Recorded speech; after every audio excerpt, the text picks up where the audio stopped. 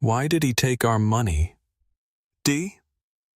The question came from the back seat in a small voice, the voice of a 7-year-old boy who had not yet learned that some questions don't have answers that make sense, and that the adults around him had already learned to stop asking them out loud. Delaney was 13 years old the first time she watched her father get pulled over on a Texas highway, and the memory had never softened the way most childhood memories do, had never blurred at the edges or lost its color with time. It stayed sharp. It stayed exact. The way the afternoon light hit the patrol cruiser's windshield, the way her father's hands went to the roof of the car without being asked, the movement so practiced and immediate that it told her everything about what kind of world she had just been born into, even if she didn't have the language for it yet. The deputy had been a thick-shouldered man who barely glanced at her father's license before walking to the glove box and removing the envelope of cash that had been sitting there, grocery money, her mother's birthday money. 3 weeks of careful saving, and announcing that it looked suspicious that he'd be holding on to it pending investigation, that her father was free to go. No arrest, no citation, no receipt. Just gone like it had never existed, like her family's money had simply decided to belong to someone else the moment a badge touched it. Her father never filed a complaint.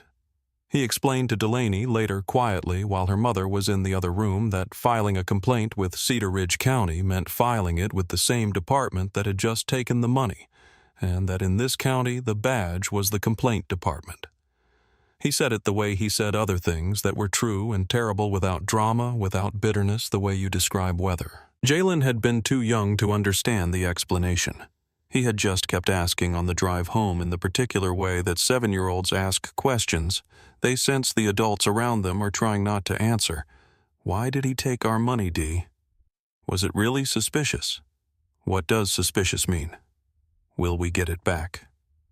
21 years later.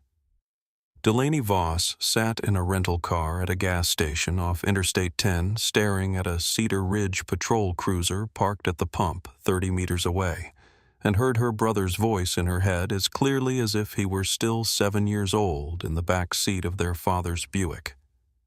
Jalen was 28 now, a PhD student at UT Austin. He had saved $8,400 over 14 months.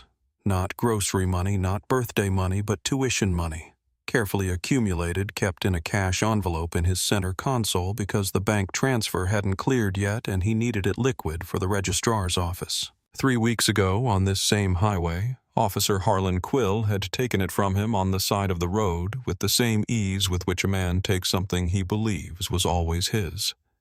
But it wasn't Jalen's pale, quiet voice on the phone that had made Delaney drive to Texas.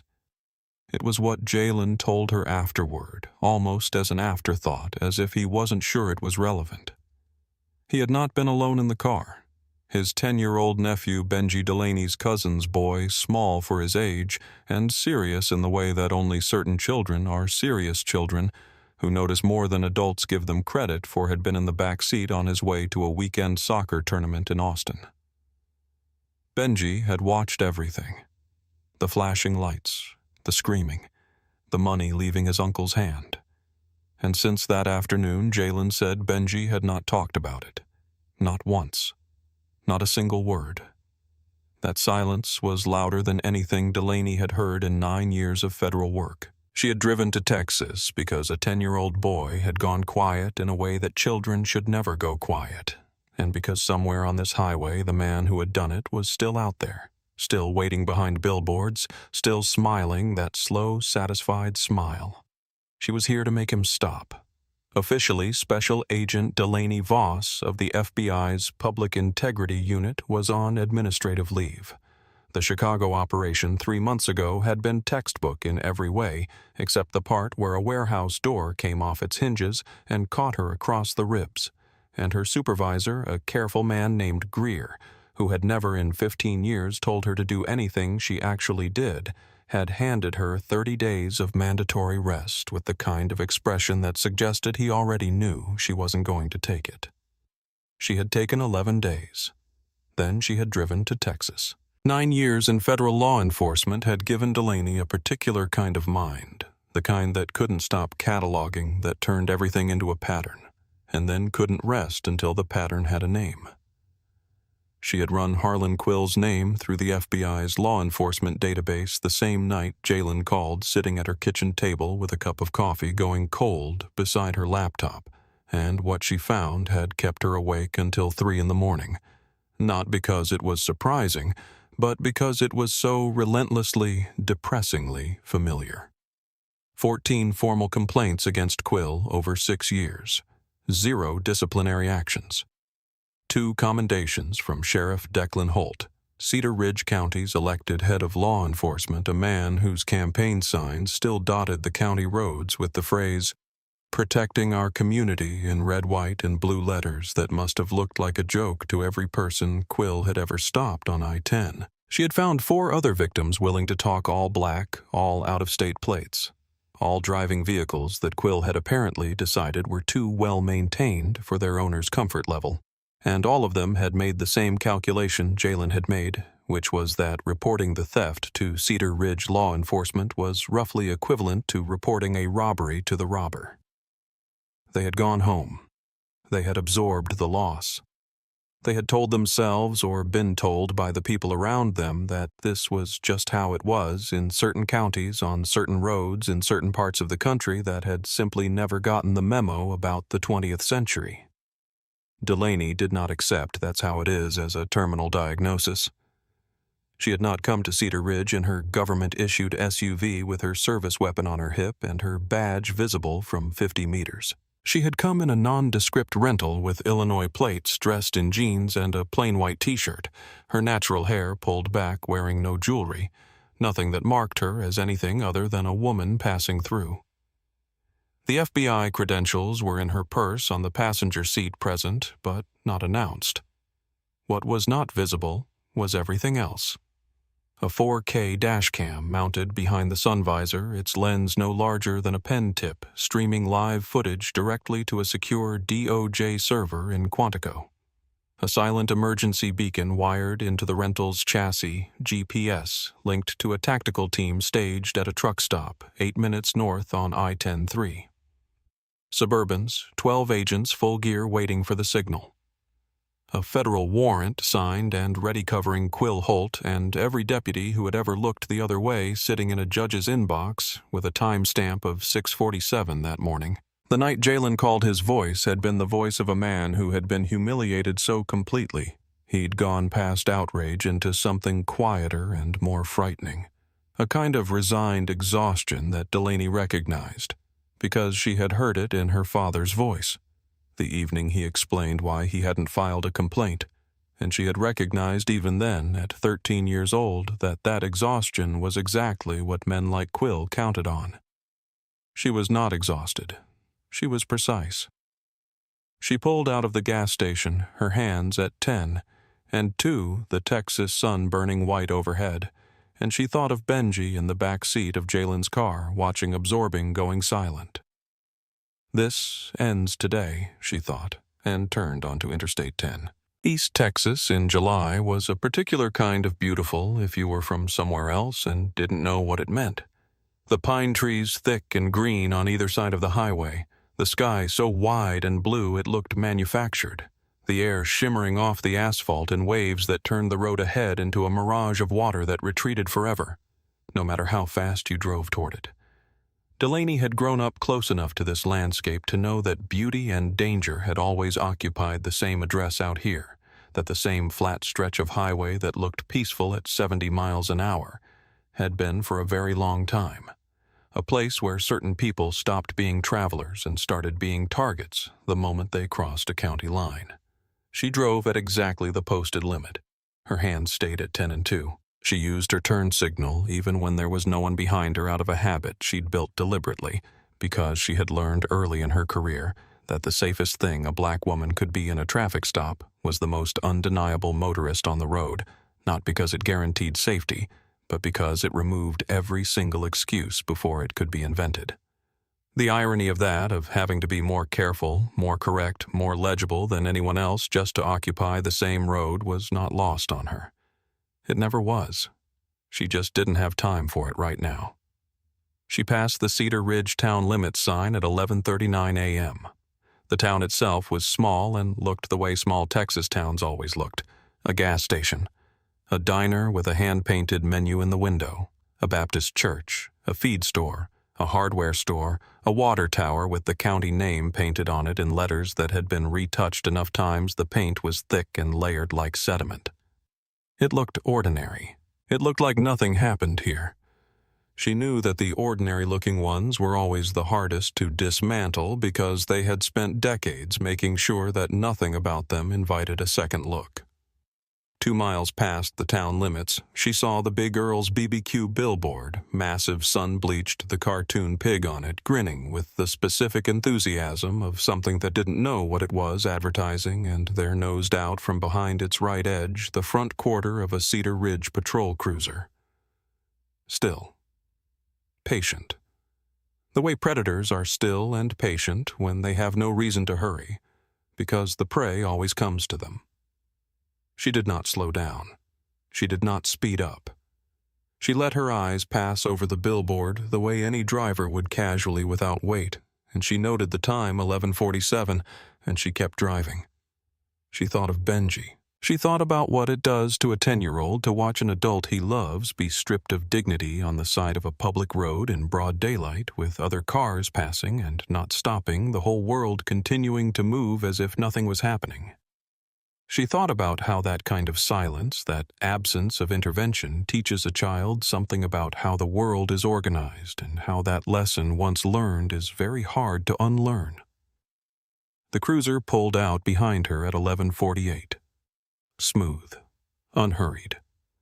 Delaney checked the dash cam with a single glance. Recording. Uploading. Everything live.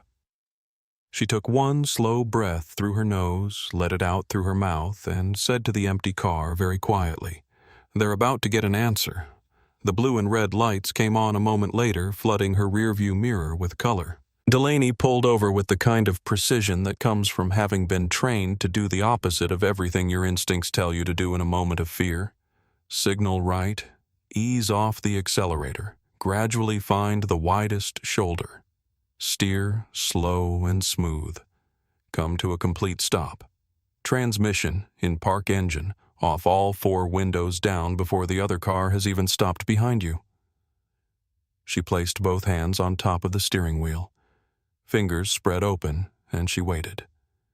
In her side mirror, she watched Officer Harlan Quill get out of the patrol cruiser, and she took a moment to let the camera capture him clearly, because the camera needed to see what she was seeing. A broad, heavy-framed man whose platinum hair was cropped close under the brim of a campaign hat he wore tilted slightly forward so the shadow fell across his eyes in a way that made it look like he wanted the darkness to do his introducing for him. His uniform strained across the chest and shoulders. He moved the way men move when they have never once been told to wait their turn, with the unhurried proprietorial ease of someone who believes the road exists primarily for his benefit. Everyone else present on his sufferance. He did not come to the window. He stopped at the rear of the car and he slapped the trunk. Not touched it, not placed a hand on it, but slapped it.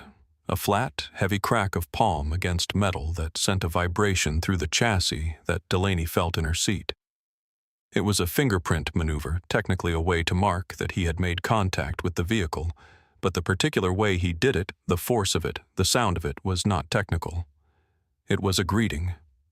It was him, saying hello in the only language he had ever needed. He came to the window at his own pace. He leaned down. He didn't say hello. He didn't ask for license and registration. He let his mirrored sunglasses sweep the interior of the car with the slow consumer satisfaction of a man inspecting something he's already decided belongs to him, chewing a toothpick with the loose jaw of someone who has nowhere to be. That matters more than this moment. "You know how fast you were going, darling," he drawled, the word darling, landing with the particular weight of a word used not as an endearment, but as a diminishment, a way of making her smaller, before the conversation had even properly started.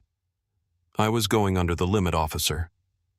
Delaney replied, her voice level and unhurried, not matching his register, not giving him the tremor he was listening for. He told her his radar had her at a higher speed, that it was reckless driving in a construction zone, and she told him calmly and factually that there had been no construction signs for miles, a fact he couldn't dispute and didn't try to because disputing it wasn't the point. The point was the dynamic. The point was making her feel wrong about the facts she knew were true. The toothpick hit the gravel. The shift in his demeanor was total and immediate. The loose jaw tightened. The mirrored lenses came down to her level. The hand at his side moved backward toward his hip with the slow, deliberate weight of a man reminding you what he's carrying. He called her girl. She corrected him once, clean and without heat, the way you correct something that is simply incorrect. He leaned in closer. She could smell him now. Stale coffee and tobacco, and the specific, stale warmth of a man who had spent too many hours in a car telling himself he was important, and he told her she was in Cedar Ridge now. And in Cedar Ridge, he addressed people however he saw fit, and she was going to step out of the car. "Am I under arrest?" she asked. His hand unsnapped the retention strap on his holster. She stepped out slowly because every movement had to be deliberate and visible and unambiguous because the camera was capturing all of it, and what the camera needed was the truth told in real time, not reconstructed later in a courtroom from memory and competing testimony. The heat hit her the moment she cleared the door, the full physical weight of a Texas midday, the sun pressing down with the particular intensity of a place that doesn't apologize for itself. And Quill was already crowding her space, using the architecture of his body to make the geography of the shoulder feel smaller, the way men do when size is the only argument they have left. The pat-down was rough and intrusive, and lasted longer than it needed to. His hands moving with the particular slovenliness of someone who knows there are no consequences for being thorough in the wrong ways, and Delaney held still and counted seconds, and kept her breathing steady, and thought of nothing except the dash cam and the upload speed, and the fact that 8 minutes north on this highway 12 people in tactical gear were sitting in 3 black Suburbans waiting for a single GPS signal. Then he said he smelled marijuana. She had never smoked anything in her life, and he knew that as well as she did, and they both knew exactly what the statement was, not an observation, not a suspicion, but a door being opened onto a room that he had built specifically for this purpose. A room where he could search the car and find whatever he decided to find or take whatever he decided needed taking, and call it law. She did not argue. She noted the timestamp in her head, 11:53 a.m., and she filed it. 80 meters back on the other side of the highway, a battered farm truck had pulled partially onto the gravel shoulder. Behind the wheel was Della Pruitt, 54 years old, a cattle rancher from the next county over who had been driving this road since before Cedar Ridge was anything but a wide place in the road, and who had 2 years ago driven past a scene not entirely unlike this one, a young black man standing with his hands on the hood of his car while Quill counted cash on the trunk lid, and had kept driving and had told herself it wasn't her business, and had thought about it on and off ever since, in the particular way that things nag at you when you know you left them unfinished. Today she had slowed down. Today she had pulled over. And now she had her phone out the window, her elbow braced against the door frame, the camera steady in a way her hands were not. Quill demanded her purse. She told him her badge was inside. He laughed a loud, barking performance of a laugh the kind designed to travel, designed to be heard by no one in particular and everyone within earshot, and he mocked the word badge back at her with a theatrical contempt that she recognized as the sound of a man who was mocking preemptively, who had learned that if you laughed first, you controlled the room. He did not check the credentials. He refused to because checking them meant accepting the possibility of being wrong, and Harlan Quill had spent 22 years building a life on the understanding that he was not the kind of man who was wrong on his own road. Instead, he turned slightly away from her and keyed his radio with the practiced ease of a man making a routine call, and what came out of his mouth was not a request for backup or a status report or anything that had to do with law enforcement in any meaningful sense. It was a transaction, "I've got a target," he said, his voice dropping casual like he was discussing the weather. "Solo female out of state, looks like she's got money. I'm going to shake the tree. Cut me in for 20. The voice that answered was Sheriff Declan Holtz, and the dash cam microphone, its sensitivity rated for exactly this kind of ambient capture, caught every syllable of both sides of that conversation and pushed it in real time to a server in Quantico, where a federal judge's assistant was watching a live feed. Della Pruitt's hands had stopped shaking. She held the phone very still. Quill moved to the passenger window with the proprietary ease of a man who had stopped thinking about whether he was allowed to do the things he was doing a very long time ago, and he reached into the car and picked up Delaney's purse from the seat without asking, without cause, without hesitation, a direct violation that the dash cam recorded at 11:57 a.m. in 4K resolution with GPS coordinates embedded in the metadata. He opened the badge wallet. There was a pause. Brief. Not long enough for most people to notice, but Delaney noticed because she was watching for it. The pause of a man who has seen something he didn't expect to see and is deciding very quickly what to do about it. Then he closed the wallet, and he put it in his breast pocket. He pocketed the federal badge of a sitting special agent of the FBI. The temperature of the moment shifted in a way that had nothing to do with the weather. "You just made a significant mistake," Officer Quill, Delaney said, and her voice had dropped an octave and lost the careful, controlled neutrality she'd been maintaining since the stop began. Not because she was afraid, but because the time for performing the role of uncertain civilian was over. Because the moment he pocketed that badge, he had crossed from harassment into a federal crime, and the conversation they were having now was a different conversation than the one they'd been having before. He announced into his radio that the suspect was resisting. He said it flatly, with the practiced ease of a man who had learned to narrate events on audio in ways that would hold up later, that would create a record contradicting whatever the civilian in front of him might eventually claim happened. He said it while she stood perfectly still on the gravel shoulder, with her hands visible and her feet planted, and her face giving him absolutely nothing to work with. She did not move. She did not argue. She existed in front of him with a solidity that was itself the most destabilizing thing she could have done, because men like Quill knew how to process fear, and how to process compliance, and how to process anger. And what they did not know how to process was a person who simply refused to be smaller than they were. He told her to get on her knees in the gravel. She looked at him with her dark eyes steady as water in a bowl, and she told him kneeling on gravel without lawful cause was not a command she was going to follow.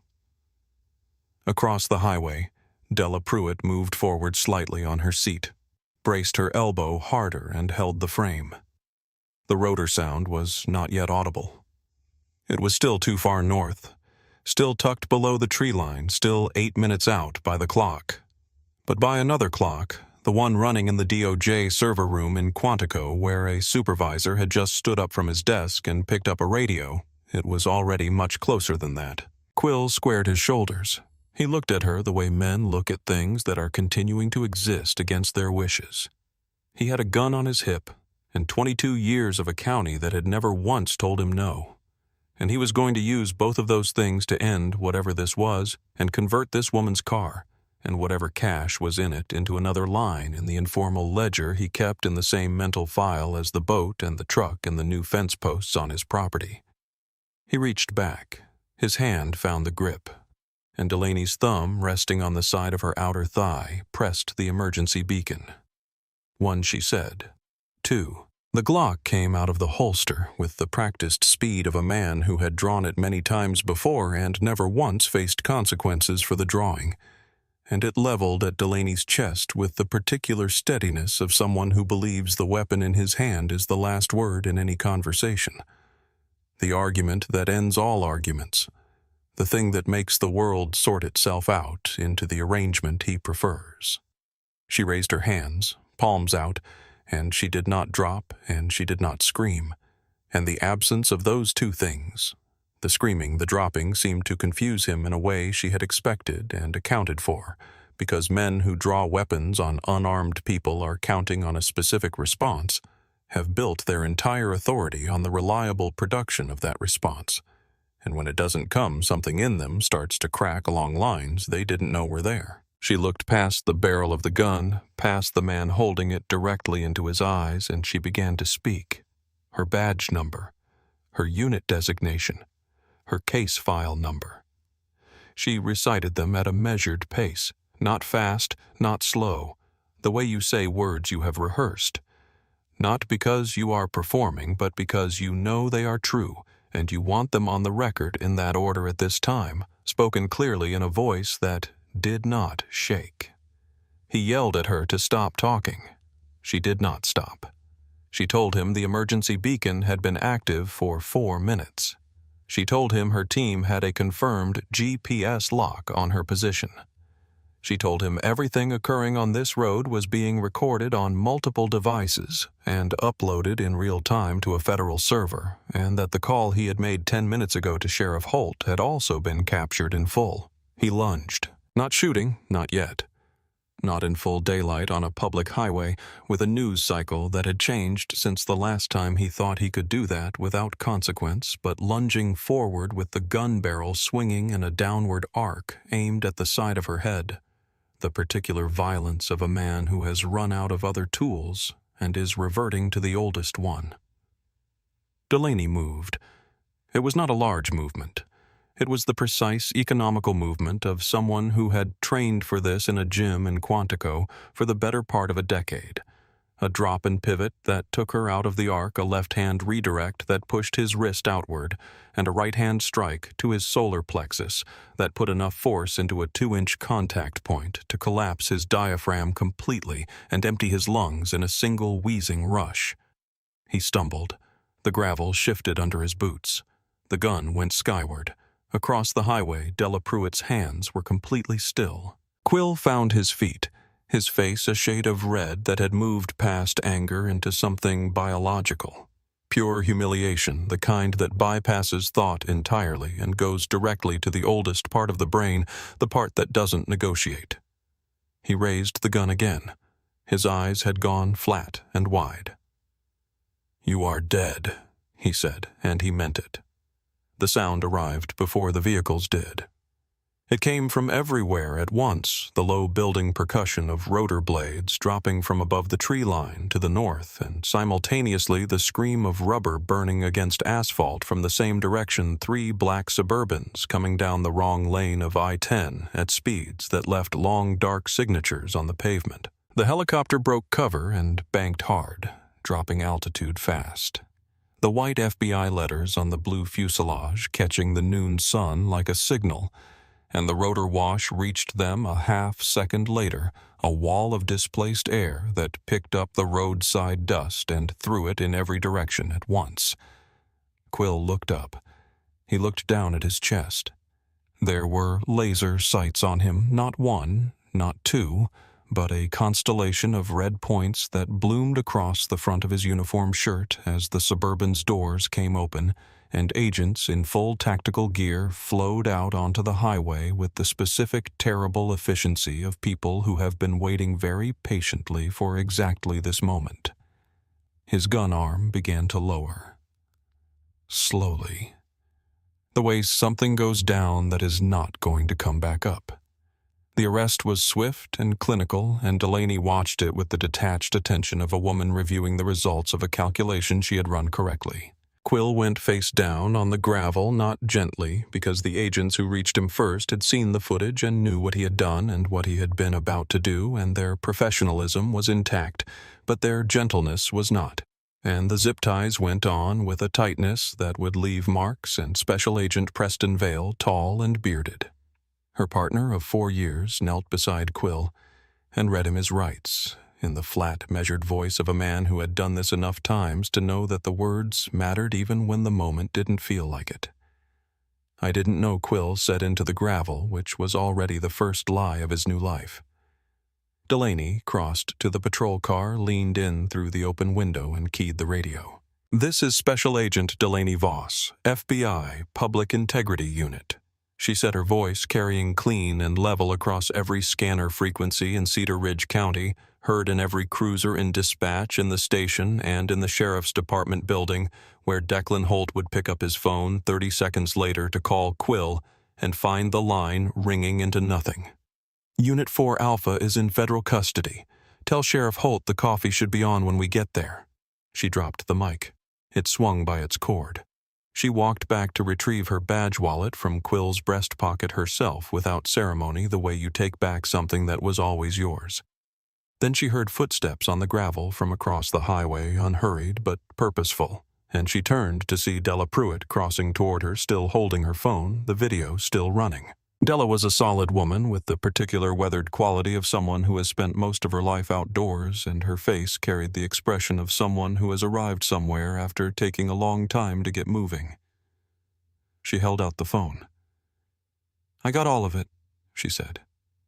Her voice was not entirely steady. "What do you want me to do with it?" Delaney looked at the phone, looked at the woman. "Send it to yourself first," she said. "Then send it everywhere."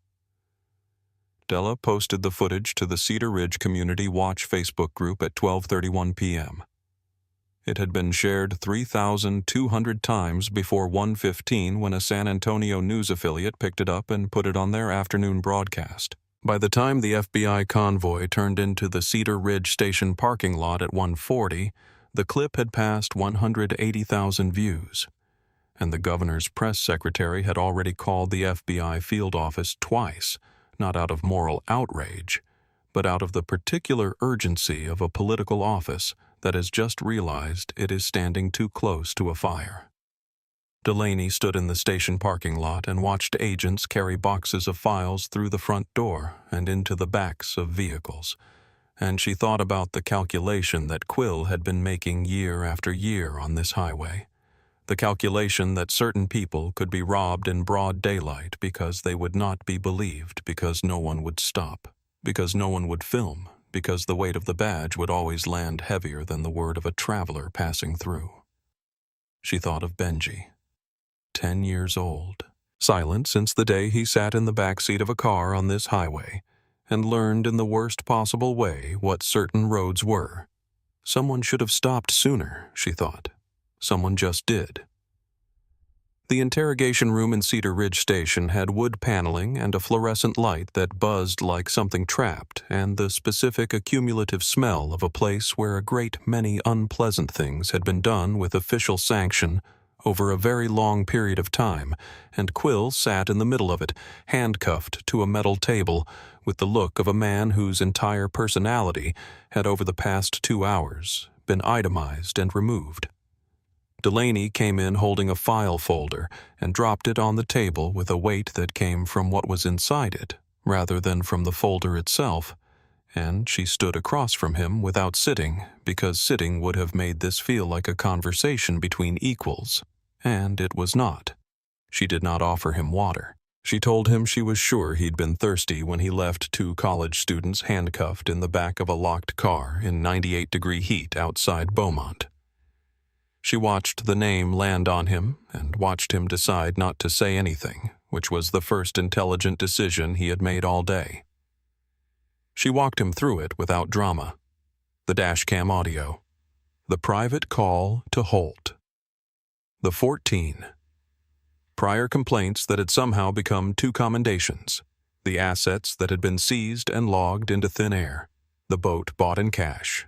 The same month, a Houston contractor lost $12,000 on this stretch of highway. The phone records showing 47 calls between Quill and Holt during traffic stops over the past 3 years, the offshore account receiving wire transfers in amounts just small enough to avoid automated flags. She put the federal RICO charge on the table last because she wanted him to have context for it, wanted him to understand that it was not the beginning of the story, but the conclusion of one, and that the conclusion was comprehensive and final in ways that a good lawyer might be able to sand around the edges of, but could not move. "I was just following orders," he said. She let that sit in the air for 3 full seconds before she said, "That phrase has a poor track record at trial. He broke not all at once, but in the particular way that men break when the structure they've been using to hold themselves together has been removed piece by piece until there's nothing left to stand on. And he told her about Holt's program, how it worked, how deputies who didn't bring in cash had their shifts cut, how Holt kept a private ledger of every seizure and split it according to a formula that bore no relationship to anything a court had authorized, how the local judge took referral fees, and the county prosecutor had been given a house in his wife's name. She slid a single sheet across the table. The deal. Full cooperation, full accounting of every victim, every dollar, every name in exchange for a sentencing recommendation that was not immunity, not freedom, but a number that was survivable if he was lucky and consistent and told the absolute truth from this moment forward. Quill's hand shook when he signed it. While he was signing the clip Della Pruitt had posted was crossing 600,000 views. 2 national networks had dispatched crews to Cedar Ridge. The governor's emergency press conference at 4 p.m. was by all accounts going to be a performance of outrage so vigorous that it would require his staff to pretend he had not received Declan Holt's campaign contributions for the past 12 years. Sheriff Declan Holt was arrested at his ranch at 7:23 that evening, marched down his own porch steps in handcuffs, while news helicopters held steady overhead and his prize horses purchased with money taken from 47 people on a Texas highway were led out of his stables behind him. The image of Holt descending those steps, his face the particular shade of a man who has just understood that impermanence was always the truth of power, ran on every broadcast in the state before midnight. In the ranch's wall safe behind a painting of a cowboy that cost more than the average Cedar Ridge resident made in a year, the agents found cash offshore transfer receipts and a small velvet box containing a tarnished FBI lapel pin that had not belonged to Holt and had no business being there. The serial number traced to a special agent named Barrett Kane, missing in Cedar Ridge County for 11 years. Delaney closed her hand around the box and put it in her pocket, and didn't speak for a long time. Declan Holt had spent 23 years building a life on the understanding that Cedar Ridge was his, not in the legal sense, because the legal sense was a formality he had long since learned to dress in the right paperwork, but in the fundamental territorial sense of a man who has never been moved, and therefore genuinely cannot conceive of the possibility. The ranch was the physical expression of that understanding: 3 floors, a wraparound porch, 140 acres of prime grazing land, pedigree, cattle quarter horses with names, a fishing pond stocked with fish he never caught because the having of them was sufficient. It was a place built by a public servant on a public servant's salary, and the math of that had never appeared to concern anyone in Cedar Ridge, which told you everything you needed to know about the infrastructure of looking away that Holt had spent 2 decades constructing deputy by deputy, judge by judge, favor by favor. All of it dismantled in 4 hours. The federal agents who swept his property moved with the brisk impersonal efficiency of people executing a plan made well in advance, and the things they carried out of his house boxes of files, bagged hard drives, the ledger from the wall safe that itemized every transaction in the highway. Interdiction program going back to its inception were not just evidence. They were the complete and documented history of what Cedar Ridge had been laid out in Holt's own handwriting, which he had kept with the meticulous care of a man who trusted his own impunity more than he trusted his memory. The velvet box had shaken everyone. Barrett Kane had been a well-liked agent, 31 years old, working a routine civil rights investigation in East Texas when he disappeared. His case had been officially listed as a missing persons matter, but the kind of missing persons matter that sits at the back of a filing cabinet and accrues dust because the county that should have been the most interested in solving it was the county that had the most interest in not solving it. Finding his lapel pin in Holt's safe did not close the case, but it opened the ground at the hunting cabin, and what the excavation team found there over 3 days was something that transformed the charges from corruption into something far older and far darker. Quill's cooperation sessions ran for 12 hours across 3 days. He told them everything because he had signed his name to a deal, and because he understood with the clarity that tends to arrive when the walls are very close and getting closer, that the only currency he had left was information. The testimony was devastating in the particular way that insider testimony always is. Not because it revealed things that were impossible to believe, but because it confirmed in precise and documented detail things that had been believed and unprovable for years. 47 confirmed victims, 38 of them black. All out of state. All stopped on the same 3-mile stretch of I-10. Total cash seized and misappropriated $340,000.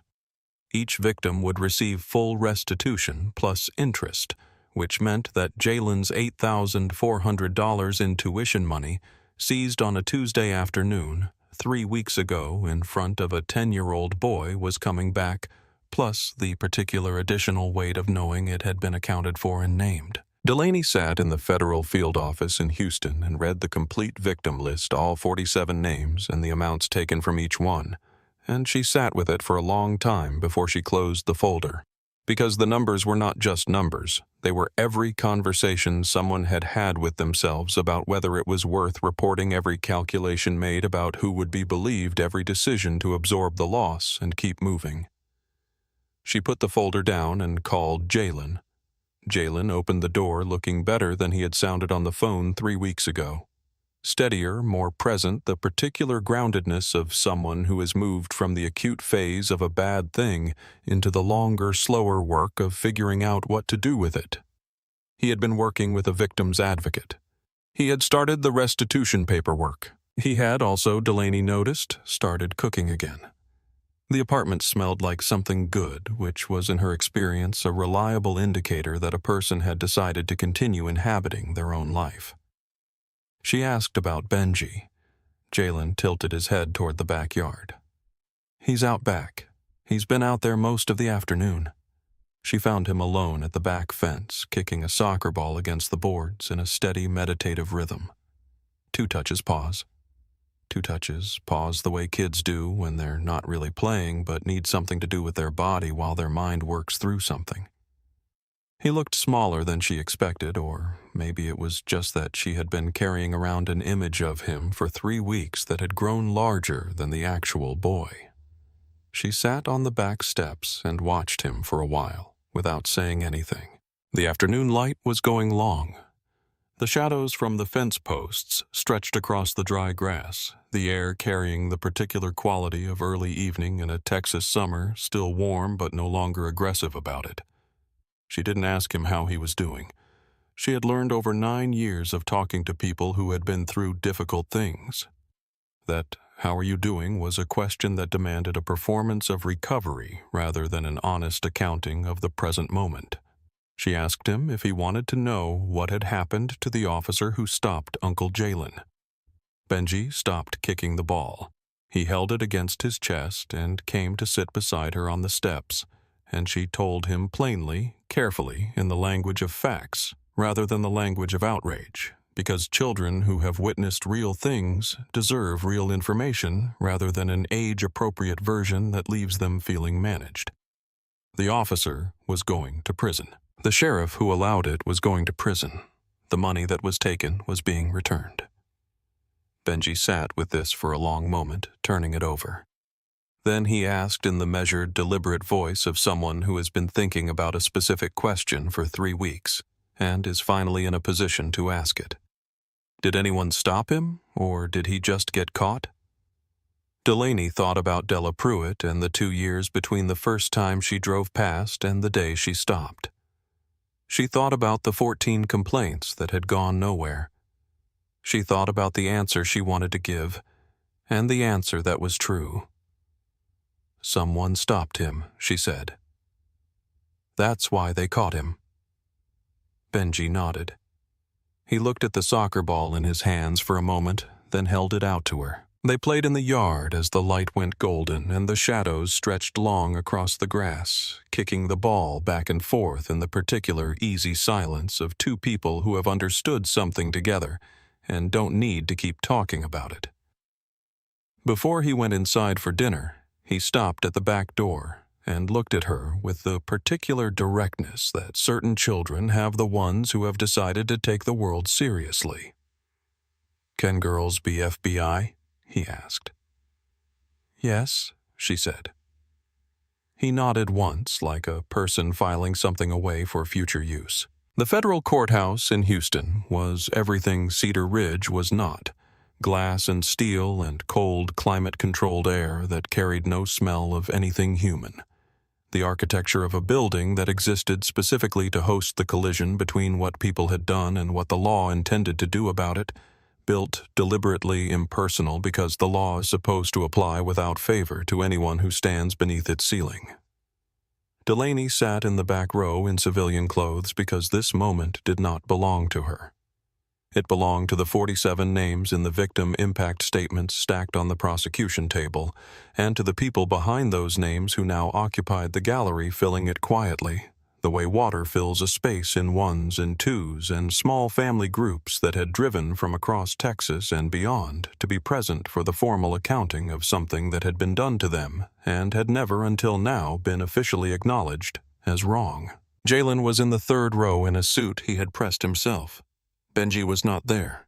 Delaney had arranged that with Jalen weeks earlier because some endings were for the people who had lived through the middle, and a 10-year-old boy's job right now was to kick a soccer ball in a backyard and ask questions about careers, not to sit in a federal courtroom and watch the machinery of consequence work at its measured pace. Quill entered, looking like a version of himself that had been stored incorrectly thinner, pale, the strut gone his hands, slightly ahead of him in the instinctive way of a man accustomed to cuffs, even on a day when he wasn't wearing them. He read his prepared statement of remorse with the flat affect of someone reciting from a document written by their lawyer, and the words, "genuine regret." "Understand the pain I caused, committed to making it right," landed in the gallery with the particular hollowness of things that arrive 3 convictions too late. Judge Kira Moss had been on the federal bench for 19 years and had a reputation for sentences that fit crimes with the precision of tailored clothing no larger than necessary and no smaller than honest.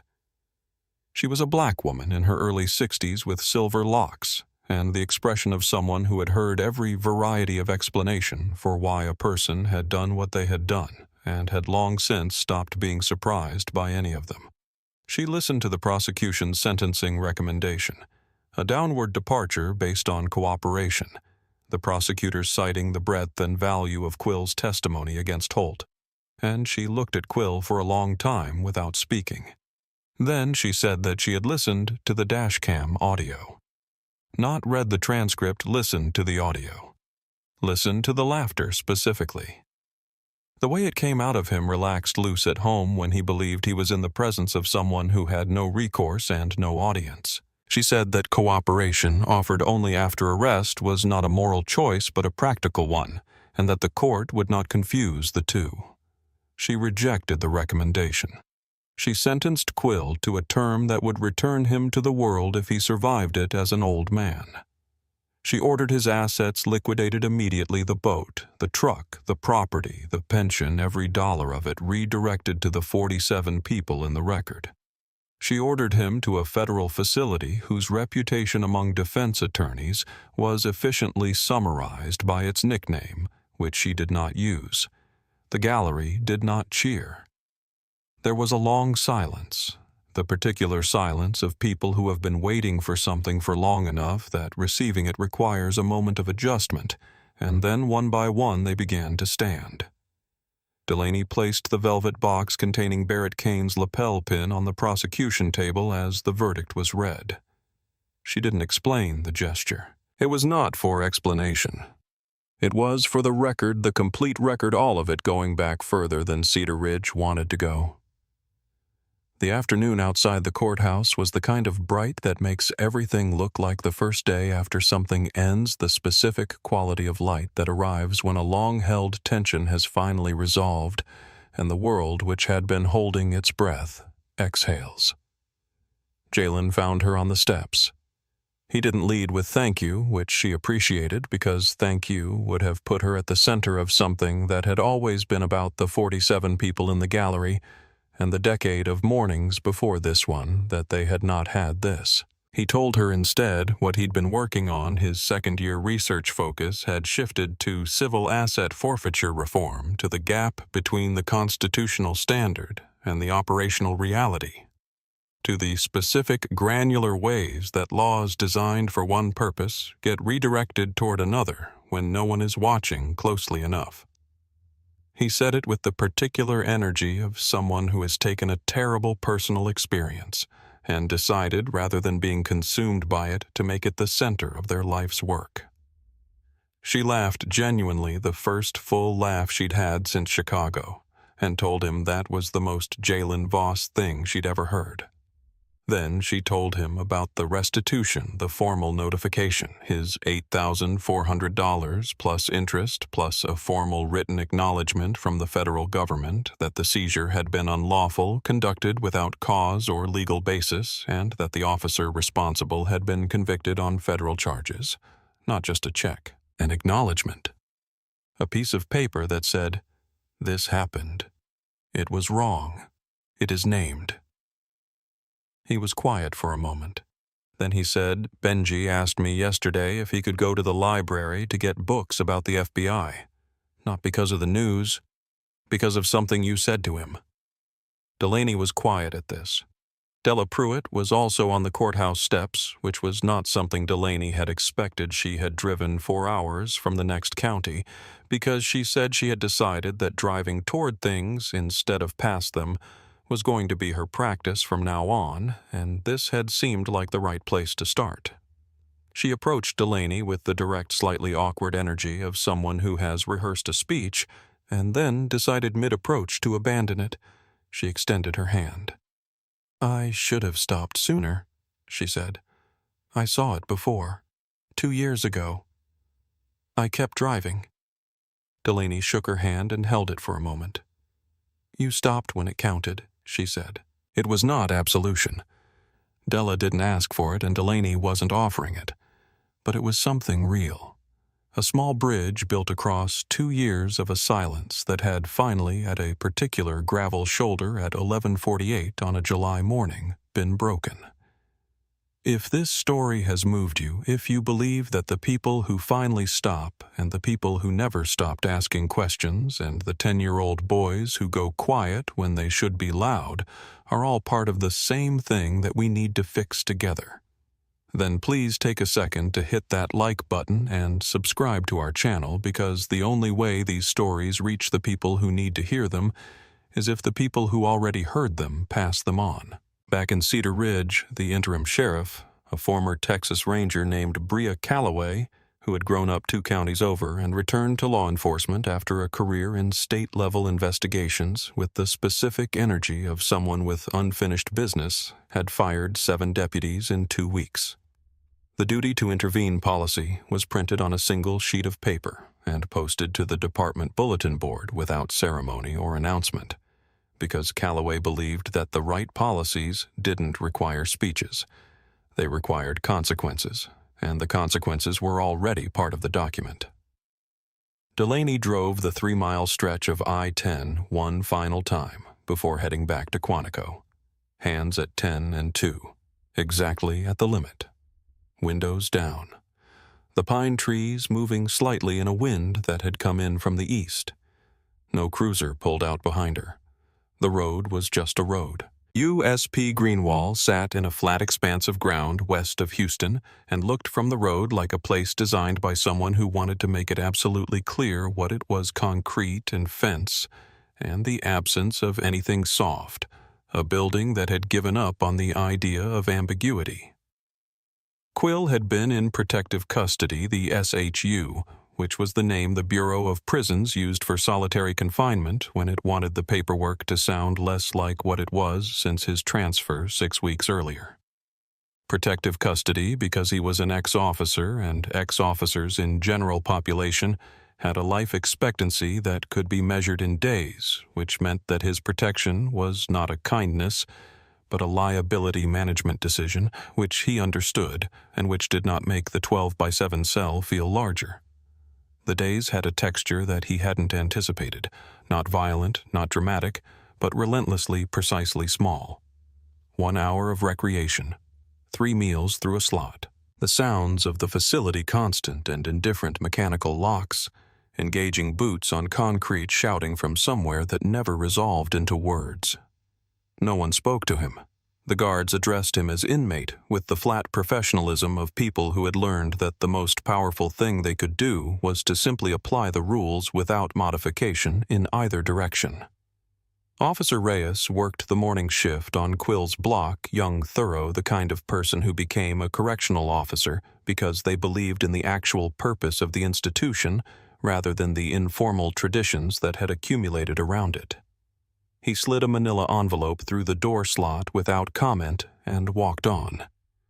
The envelope was from a law firm in Dallas. Quill read the dissolution petition twice.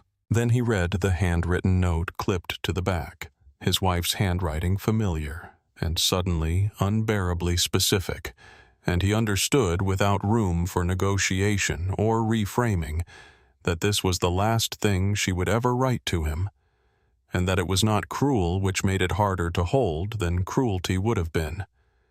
She was not punishing him. She was simply moving their children out of the radius of what he had made of himself, which was the only reasonable thing to do, and which he did not have any standing to dispute. He set the note down on the mattress. He sat for a long time. He thought not for the first time, but for the first time without the scaffolding of self-justification that had always been available before about Jalen Voss, about the specific look on a person's face when something is being taken from them, and they understand that arguing will make it worse, and silence will make it worse, and there is no correct response to a situation that should not be occurring. He thought about the 47 times he had produced that look on 47 different faces, and had driven away with the money and the look and the moment filed into a category called just how things work out here. He picked up the pen from the shelf. He began writing a letter he knew he would never send addressed to Jalen, itemizing, not justifying, not explaining, just itemizing what he had taken and from whom. He wrote for 2 hours.